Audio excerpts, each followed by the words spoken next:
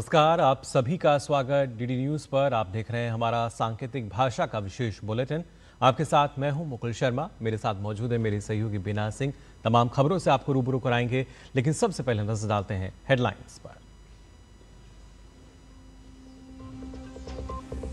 देश भर में मनाया जा रहा है वीर बाल दिवस। राष्ट्रपति द्रौपदी मुर्मू विभिन्न क्षेत्रों में असाधारण उपलब्धियां हासिल करने वाले बच्चों को प्रधानमंत्री राष्ट्रीय बाल पुरस्कार से करेंगी सम्मानित।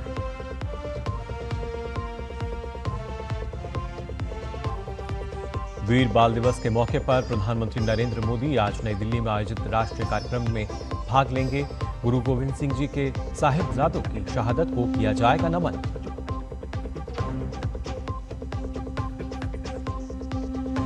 गृह मंत्री अमित शाह आज नई दिल्ली में आतंकवाद विरोधी सम्मेलन का करेंगे उद्घाटन।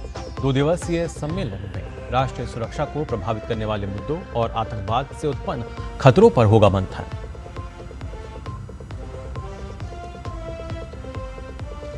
बांग्लादेश में नहीं थम रहा हिंदुओं के खिलाफ हिंसा का दौर। मोहम्मद यूनुस पर जमकर बरसीं शेख हसीना। कहा, बांग्लादेश में नरक जैसा माहौल, अल्पसंख्यकों पर हो रहा है बेहिसाब जुल्म।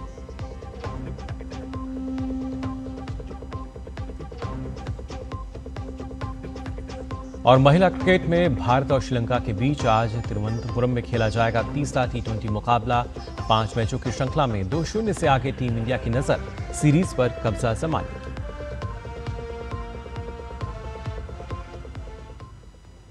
और आइए अब खबरें देखते हैं विस्तार से। आपको बता दें, देश भर में आज वीर बाल दिवस मनाया जा रहा है। इस अवसर पर राष्ट्रपति द्रौपदी मुर्मू आज विभिन्न क्षेत्रों में असाधारण उपलब्धियां हासिल करने वाले बच्चों को प्रधानमंत्री राष्ट्रीय बाल पुरस्कार प्रदान करेंगी। प्रधानमंत्री राष्ट्रीय बाल पुरस्कार भारत सरकार द्वारा प्रतिवर्ष बच्चों को प्रदान किया जाने वाला एक प्रतिष्ठित राष्ट्रीय सम्मान है। यह पुरस्कार वीरता, कला एवं सांस्कृतिक, पर्यावरण, सामाजिक सेवा, विज्ञान और प्रौद्योगिकी व खेल के क्षेत्रों में असाधारण उत्कृष्टता के लिए प्रदान किया जाता है। इस वर्ष 18 राज्यों और केंद्र शासित प्रदेशों से 20 बच्चों का इस सम्मान के लिए चयन किया गया है। प्रधानमंत्री नरेंद्र मोदी आज नई दिल्ली के भारत मंडपम में वीर बाल दिवस के उपलक्ष्य में आयोजित राष्ट्रीय कार्यक्रम में भाग लेंगे। प्रधानमंत्री कार्यक्रम को संबोधित भी करेंगे। कार्यक्रम के दौरान प्रधानमंत्री राष्ट्रीय बाल पुरस्कार विजेता भी उपस्थित रहेंगे। वीर बाल दिवस के उपलक्ष्य में केंद्र सरकार देश भर में कई कार्यक्रमों का आयोजन कर रही है। इसका उद्देश्य श्री गुरु गोविंद सिंह जी के पुत्र साहिबजादे बाबा जोरावर सिंह जी और बाबा फतेह सिंह जी के असाधारण साहस और सर्वोच्च बलिदान के बारे में लोगों को बताना और शिक्षित करना है। साथ ही युवा नायकों के अदम्य साहस, बलिदान और वीरता को सम्मानित और स्मरण करना है। 9 जनवरी 2022 को श्री गुरु गोविंद सिंह जी के प्रकाश पर्व के अवसर पर प्रधानमंत्री ने प्रतिवर्ष 26 दिसंबर का दिन वीर बाल दिवस के रूप में मनाए जाने की घोषणा की थी, ताकि साहिबजादों की शहादत को सदा याद रखा जा सके, जिनका अद्वितीय बलिदान पीढ़ियों को प्रेरित कर रहा है।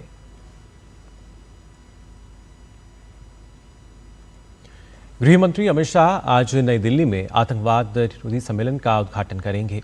2 दिवसीय सम्मेलन राष्ट्रीय जांच एजेंसी द्वारा आयोजित किया जा रहा है। सम्मेलन का मुख्य उद्देश्य whole of the government approach की भावना से आतंकवाद के खतरे के खिलाफ समन्वित कार्रवाई के लिए विभिन्न हितधारकों के बीच तालमेल विकसित करना और भविष्य की नीति निर्माण के लिए ठोस सुझाव प्रस्तुत करना है। 2 दिवसीय सम्मेलन में होने वाली चर्चाओं और विचार विमर्श का उद्देश्य आतंकवाद विरोधी मुद्दों से निपटने में कानून प्रवर्तन एजेंसियों के अनुभवों को साझा करना है।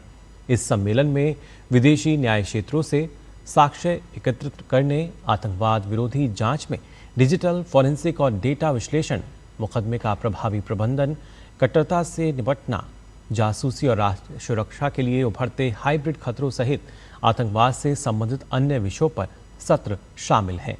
इसके अलावा सम्मेलन में आतंकवाद वित्त पोषण नेटवर्क को बाधित करके टूल्स, तकनीक और केस स्टडी, भविष्य के लिए आतंकवाद विरोधी रणनीतियों का निर्माण और उभरते राष्ट्रीय सुरक्षा मुद्दों से निपटने के लिए संस्थागत क्षमताओं के निर्माण पर सत्रों को भी शामिल किया गया है।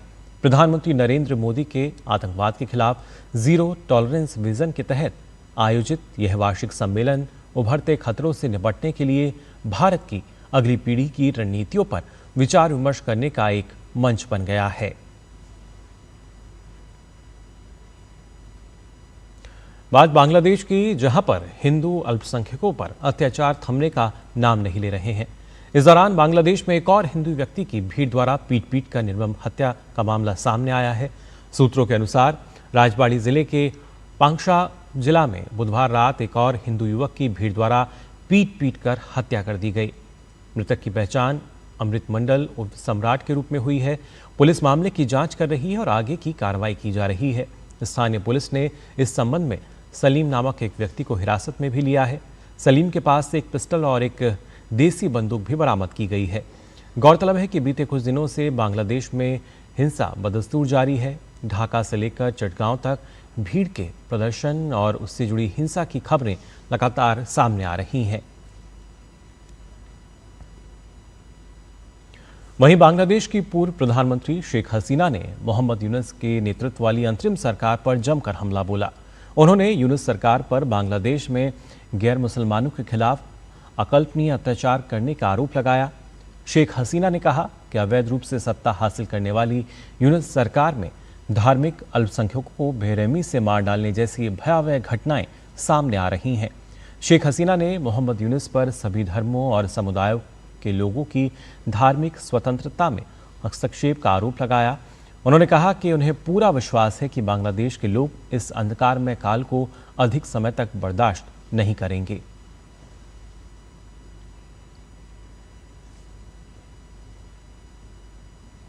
इस बीच पश्चिम बंगाल के नेता प्रतिपक्ष शुभेंदु अधिकारी ने बांग्लादेश में मॉब लिंचिंग में मारे गए हिंदू युवक दीपू दास के परिवार को आर्थिक सहायता प्रदान करने के उद्देश्य से उनके परिजनों के साथ वीडियो कॉल पर बात की।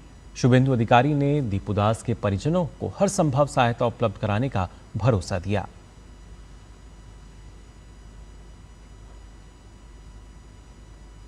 और खबर खेल जगत से, भारत और श्रीलंका की महिला क्रिकेट टीमों के बीच आज तिरुवनंतपुरम में 5 मैचों की T20 सीरीज का तीसरा मुकाबला खेला जाएगा। सीरीज में भारतीय टीम 2-0 से आगे है। भारतीय टीम की कोशिश रहेगी कि तीसरा मुकाबला जीतकर 3-0 की अजय बढ़त हासिल की जाए।